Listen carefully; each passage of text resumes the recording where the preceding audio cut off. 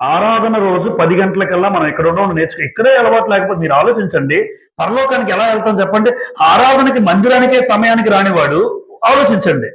ఆరాధనకి మందిరానికే సమయానికి రానివాడు పరలోకం వెళ్ళగలడా? కనీసం మందిరానికి గడప తొక్కడానికి సమయానికి రాకపోతే పరలోకం దేవుడు నిన్ను చేర్చుకుంటాడా? అది జరిగే పని కాదు.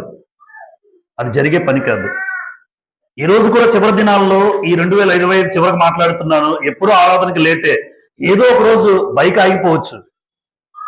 ఆ రోజు రాలేకపోయానురా అంటే దేవుడు చూశాడు. కానీ ప్రతి ఆదివారం కూడా నువ్వు ఆరాధనకి లేటుగా వస్తున్నావు అంటే ఒక్కసారి నిన్ను పరిశీలించుకో. అందుకోసం దేవుడు ఈ రోజు మాట్లాడుతున్నాడు. ప్రతి ఆదివారం నువ్వు లేట్ అవుతున్నావా? ఒక్కసారి ఆలోచించు. మందిరానికి ఆరాధనకి లేటుగా వస్తే పరలోకం గుమ్మం కూడా ఎక్కనివాడు ఆయన. ఎక్కనివాడు. మరి అందరం వచ్చింది దేనికోసం? పరలోకం వెళ్ళాలి, దేవునితో ఉండాలని